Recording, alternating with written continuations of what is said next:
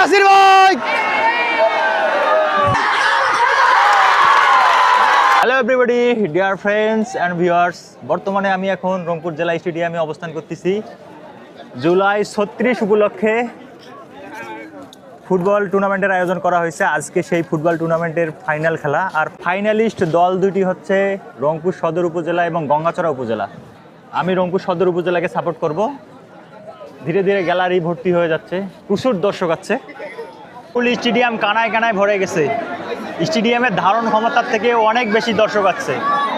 এই যে ভাইয়ারা যারা গ্যালারি ধরে আছেন, ভাইয়া আপনারা উপরে উঠেন।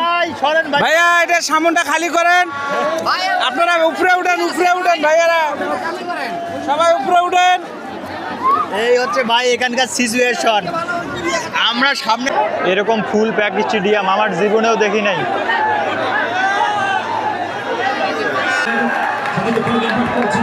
খেলা শুরু হয়ে গেছে।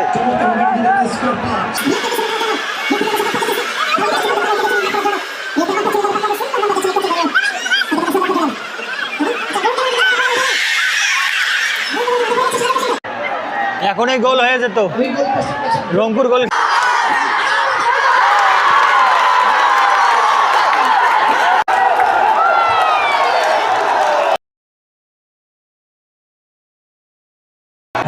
গঙ্গাচড়া 1, রংপুর নীল। গঙ্গাচড়া প্রথম গোলটা দিছে। রংপুর চেষ্টা করতেছে শোধ দেওয়ার জন্য।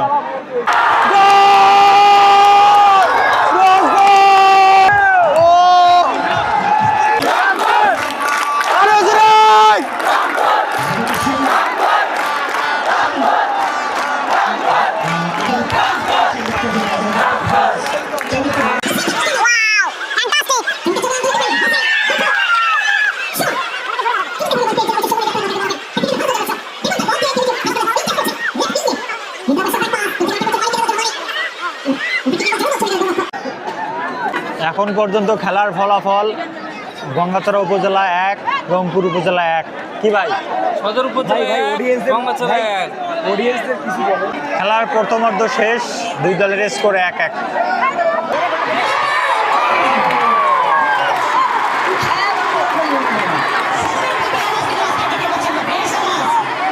গঙ্গাচড়া আর একটা গোল দিছে, কিন্তু দর্শকের কারণে আমি ভিডিও করতেই পারি নাই। মানে আমি হারিয়ে গেছি দর্শকের মাঝে।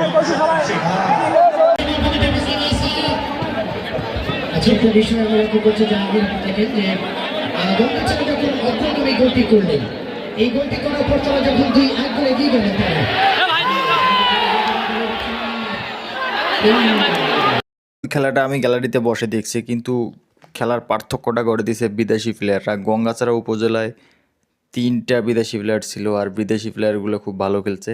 আর যে 2টা গোল করছে, ওই 2টা গোল কিন্তু বিদেশি প্লেয়ার 2টা করছে।